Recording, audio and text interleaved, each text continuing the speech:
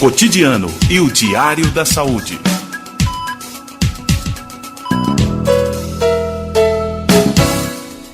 Muito bem, vamos ao nosso Diário da Saúde de hoje, falando dessa doença silenciosa e que pode causar muitos problemas na vida de quem não se cuida. É a esteatose, né? Causada pela gordura no fígado. Esta enfermidade pode evoluir, inclusive, para uma inflamação crônica do órgão do fígado e até para o câncer. Nós não queremos assustá-lo, mas os dados são preocupantes. Vamos saber mais sobre esses dados, sobre a doença e sobre a prevenção da esteatose com o hepatologista Carlos Eduardo Sandoli Bahia. Boa tarde, doutor Carlos Eduardo. Bem-vindo. Boa tarde, Regiane. Boa tarde, os ouvintes da Rádio Nacional. Essa esteatose, doutor Carlos, é mais comum do que nós gostaríamos, não é? É verdade.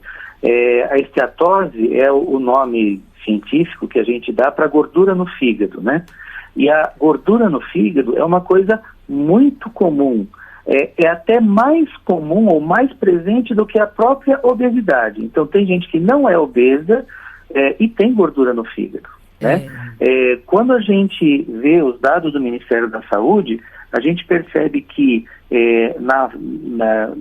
os dados que são coletados periodicamente mostram que naquela fase de entre 1985, 2000 e pouco, era 18,5% de homens com obesidade, com excesso de peso. Hoje em dia, já a taxa de homens com excesso de peso foi para mais de 50%. E desses, 12% são considerados obesos, porque você sabe, uma coisa é ter esse meio gordinho, estar um pouco fora de forma, ter um certo excesso de peso. Sim. Isso era 18% e passou para mais de 50%. Mas 12% são obesos, quer dizer, estão bem fora do peso, com aquela conta que a gente faz de índice de massa corpórea acima de 30%. Quer dizer, pessoal que está bem fora do peso mesmo. Agora, foi muito pouco tempo, né? Convenhamos, né, doutor Carlos Eduardo? O senhor falou aí em década de 80, 85, não é isso? Né? De 85 até 85 para cá. O que houve de tão diferente assim na nossa cultura de alimentação do brasileiro para ter tido esse aumento tão significativo? Certamente é um conjunto de coisas, né? Então, as pessoas passaram a ter mais acesso a comidas mais calóricas e passaram a fazer menos atividade física. Então, quando você pensa em alguém da família, pessoas que moravam no interior, seus familiares, todo mundo tinha uma atividade física bastante intensa, trabalhava com um trabalhador braçal, então tinha muita atividade física. E comia até melhor do que o que os nossos filhos comem hoje. Comidas de lanchonete, frituras, salgadinhos de pacote, que são coisas que engordam, doces, né? Isso é proporcionalmente muito mais barato do que era antigamente, e as pessoas fazem menos atividade física. E isso faz com que o problema obesidade seja um problema crescente em todos os países. Pois é, e aquela caloria vazia, né, doutor? Que não alimenta e só engorda, né? Exatamente. Isso nos Estados Unidos já é considerado um problema de saúde pública. No Brasil, acho que ainda só não se chamou muito atenção para essa ideia, mas a gente está prestes a ter uma repercussão muito grande dessa questão da obesidade, não só no fígado, como em outras partes do organismo também, a parte do coração, hipertensão, diabetes, alteração cardiovascular, tem uma série de coisas que pioram no organismo com a questão da obesidade. Certo. Agora, doutor Carlos Eduardo, o senhor já falou na porta de entrada dessa esteatose, que é exatamente o excesso de alimentação calórica, as calorias vazias, que são esses alimentos que só têm gordura e não alimentam nada. Quer dizer, a alimentação é determinante para a ocorrência da doença, não é isso, doutor Carlos? Isso, esse é um ponto muito importante na geração desta doença. É claro que quando a gente começa a associar os problemas, aí a gente vai vendo que a coisa é um pouco mais séria. Então, por exemplo, a pessoa que está acima do peso, a pessoa que já tem algum grau de sobrepeso ou obesidade, ela tem uma possibilidade, uma chance 2,5 vezes maior do que um não obeso de ter diabetes. Sim. Então, a gente sabe que diabetes tem uma questão da herança familiar, tem famílias que tem muita gente com diabetes, especialmente aquela diabetes que aparece depois dos 40 anos, mas mesmo a gente considerando pessoas sem o histórico familiar, quem está fora do peso tem 2,5 vezes mais chance de ter diabetes. E o diabetes, junto com a gordura no fígado, isso vai causar, em grande parte das pessoas que têm esses dois fatores, vai causar inflamação crônica do fígado, chamada esteatohepatite, que pode evoluir, pode caminhar até a cirrose. Isso a gente consegue enxergar observando dados da nossa central de transplantes aqui de São Paulo, que a gente consegue um levantamento mais detalhado.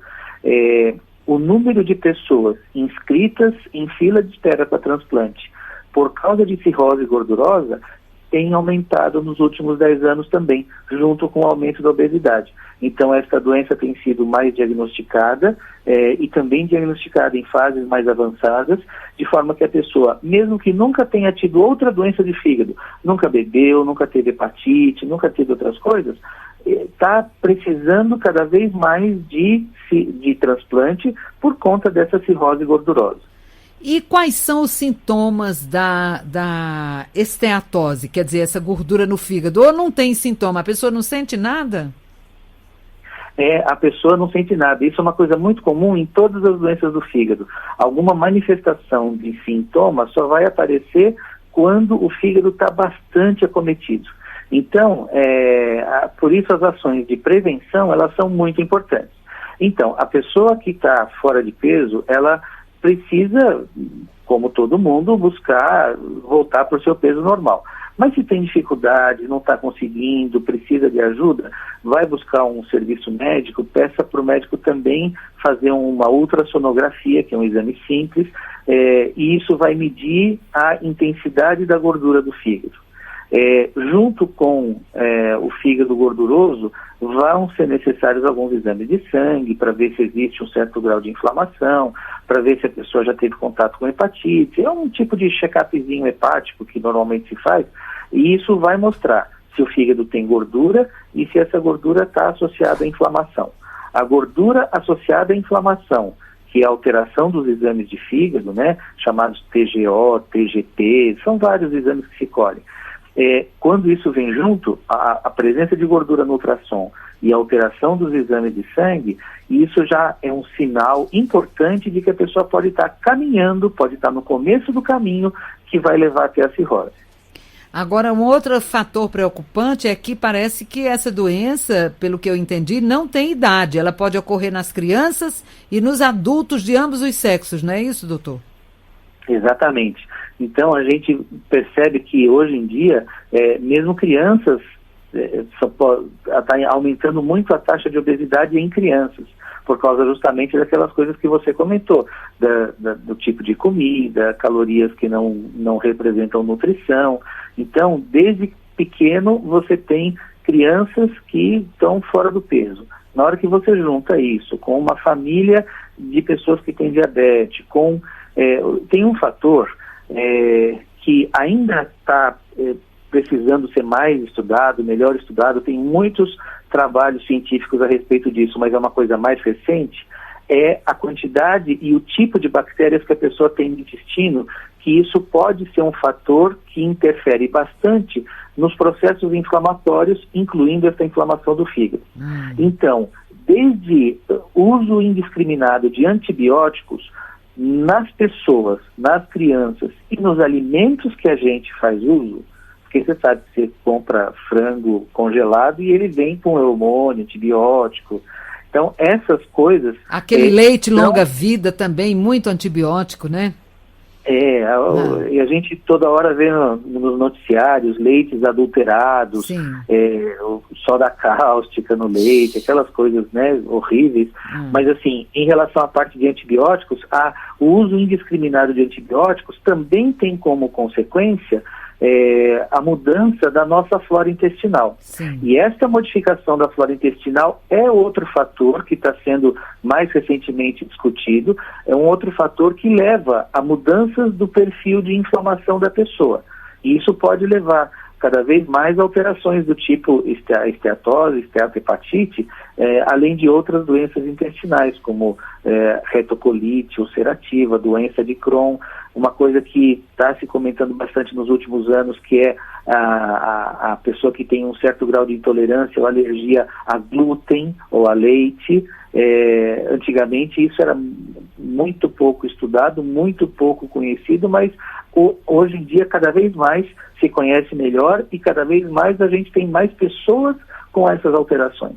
E isso tudo está sendo ligado à questão do tipo de bactérias que as pessoas têm no intestino. Pois é, olha só, como uma coisa vem encadeada na outra. E por isso a automedicação não deve ser usada de maneira alguma, principalmente com os antibióticos, né, doutor Carlos Eduardo? Porque olha o prejuízo que pode causar ao nosso organismo, né?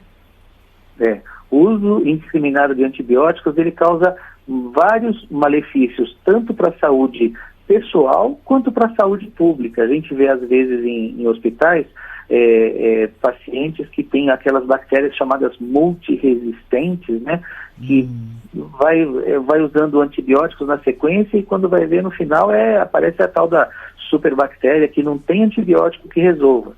Então, isso tudo vem da origem, vem de um uso inadequado de antibióticos lá desde que a pessoa se automedica. Vai até a farmácia, compra um antibiótico e começa a tomar sem orientação médica adequada. Pois é, agora só para finalizar e para dar um resumo na nossa conversa, doutor Carlos Eduardo Sandoli Bahia, que é hepatologista, é especialista em fígado, né? Hepato é o que determina aí o prefixo que determina fígado, não é isso, doutor? Isso, exatamente. Eu queria que o senhor, então, fizesse um apanhado para o nosso ouvinte dos cuidados e da prevenção a essas doenças que podem desaguar aí na esteatose, que é a doença do fígado, a gordura acumulada ali no fígado. Isso. Então, assim, primeira coisa, o fígado é um órgão que demora muito a se manifestar com algum sintoma quando ele tem alguma doença. Então, a maioria das doenças que atingem o fígado pode ser controlada se a pessoa tiver o cuidado de fazer um check-upzinho do fígado, um ultrassom, alguns exames de sangue, exames de sorologia para ver se a pessoa já teve contato com vírus de hepatite B, hepatite C.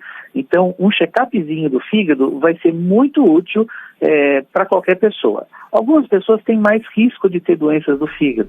Pessoas que têm um consumo de álcool diário, mesmo que em pequena quantidade, podem ter mais risco de ter doença do fígado ligada ao álcool. Pessoas com obesidade e diabetes têm um risco bem grande de ter a cirrose gordurosa, e pessoas que tiveram uso de droga, transfusão de sangue, pessoas que fazem diálise, que tomaram transfusão de sangue antes de 1994, são pessoas que têm um risco grande de ter hepatite pelo vírus da hepatite C, que hoje em dia tem medicamentos excelentes que conseguem curar totalmente mais de 90% das pessoas acometidas pelo vírus. É um índice que não... isso está fora um pouco do nosso assunto, mas isso assim, é uma grande revolução na medicina e isso vai mudar muita coisa em relação às doenças do fígado daqui para frente. Mas vamos voltar aqui para a esteatose. Essa questão da esteatose vai passar logo, logo a ser um problema preocupante em termos de saúde pública, com o aumento dos índices de obesidade que está acontecendo nos últimos anos. Pois é, a palavra de ordem, então, é prevenir, fazendo uma alimentação saudável e fazendo exercícios físicos, não é, doutor Carlos? Exatamente. Então tá, eu quero agradecer ao hepatologista Carlos Eduardo Sandoli Bahia por compartilhar conosco seus conhecimentos e fazer essas orientações aqui com o nosso público ouvinte. Doutor Carlos, muito obrigada, hein? Uma boa tarde para o senhor. Boa tarde, Regiane. Muito obrigado pela oportunidade.